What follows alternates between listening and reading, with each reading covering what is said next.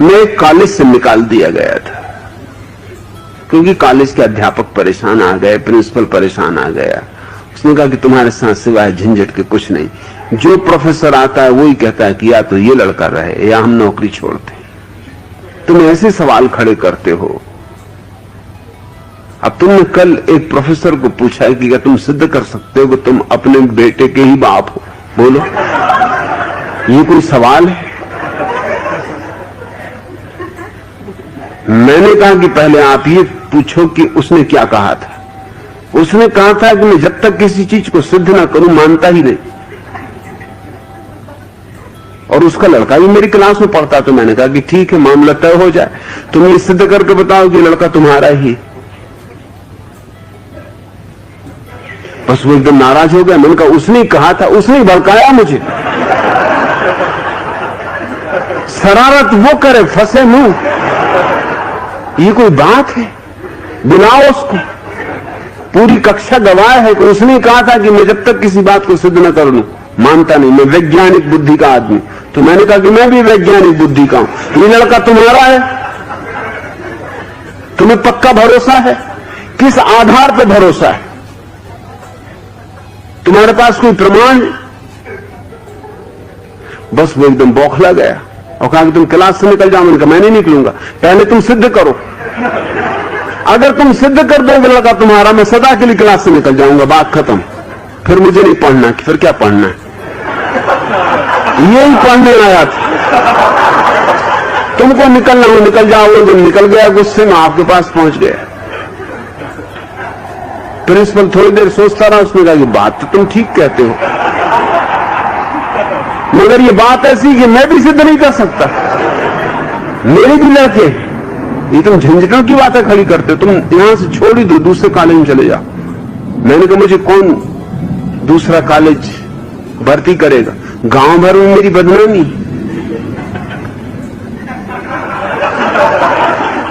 कौन मुझे कॉलेज मिलेगा?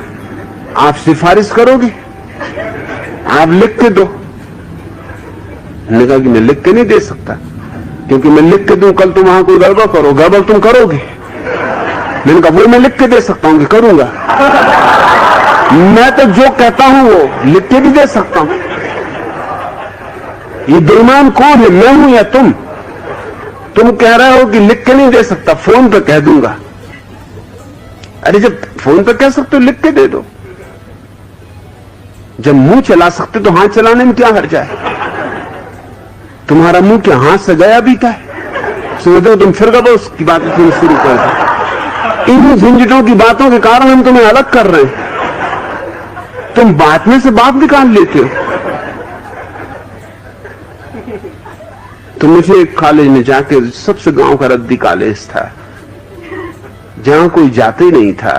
मैंने सोचा वही मुझे जगह देंगे, पर मुझे कोई फिक्र भी नहीं थी। मैंने कहा चलो वहीं निपटेंगे। गया तो प्रिंसिपल घर पर पूजा कर रहे थे। वो दुर्गा के भक्त थे, काली के भक्त। जय काली जय काली। और भक्ति नहीं थे, मतलब शरीर से भी बिल्कुल काली के ही भक्त थे। बिल्कुल काले कलूतरे, मोटे, भयंकर।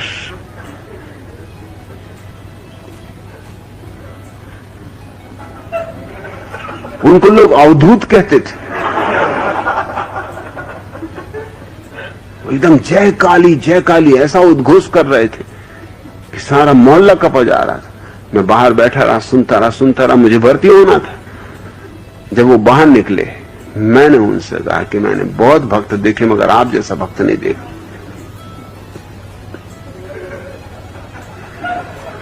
इस कलयुग में आप जैसे सतयुगी पुरुष का दर्शन धन्य हो गया।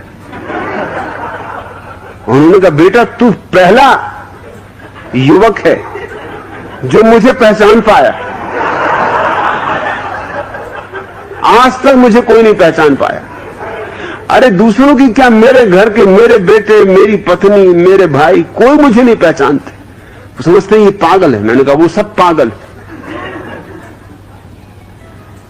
आप परमहंस।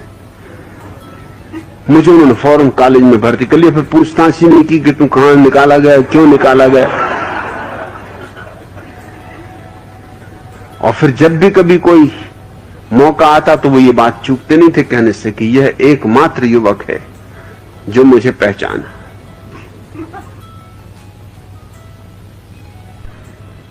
और उनने फिर कहा कि तुम जा रहे हो, दिल को मेरे दुख होता है। मैंने कहा कि दुख आपको होता है, दुख मुझको भी होता है, क्योंकि मैं एकमात्र व्यक्ति हूं जो तुम्हें पहचाना।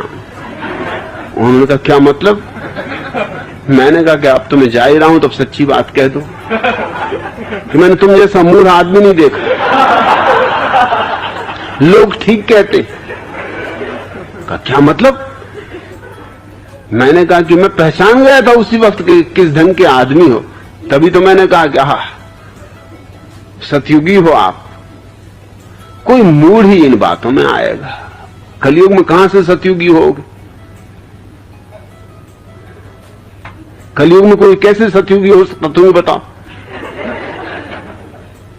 ये तो यूं हुआ कि झाड़ तो नीम का है और आम लगा हुआ है। कहा क्या नीम के झाड़ में आम लगा हुआ? कोई मूर्ख नीम ही बातों में आ जाए, नहीं तो नीम का झाड़ पूरा हंसेगा, कहते रहने दो भाई, तुम महामूढ़ हो। उन्होंने कहा तुम इतने दिन धोखे में रहा। मैंने कहा तुम धोखे में रहे उससे तो सिद्ध होता है। अगर तुम्हें थोड़ी भी अकल होती तो तुम जितने जोर से काली काली चिल्ला रहे थे, मैंने काली को भागते देखा था निकलते तुम्हारे कमरे से कि मैं ये चली, जब ये दुष्ट यहां से हटेगा तब वापस लौटूंगी। तुम जितने जोर से काली काली चिल्लाते हो, किसको धोखा दे रहे हो? मैंने देखा कि जब तुम काली की इस तरह स्तुति कर रहे हो, काली तक को धोखा देने की सोच रहा है, मैं फौरन तुम्हारा गणित समझ गया। मैंने कहा मुझे भर्ती होना है, तुम्हारे गणित का उपयोग तुम ही पे कर दूं और जाते वक्त सच्ची बात कह जाऊंगा। तो मैं कहे जा रहा हूं। तब से वो मुझसे बहुत नाराज है। फिर मैं वर्षों उस गांव में रहा, रास्ते में मिल जाए मैं जयराम जी करूं तो जवाब न दे, इधर उधर मुंह करे, मैं भी चारों तरफ घूम के जयराम जी करूं। मैं जयराम जी तो कर ही लूंगा, मैं ही तो वो एकमात्र व्यक्ति हूं जो आपको पहचाना।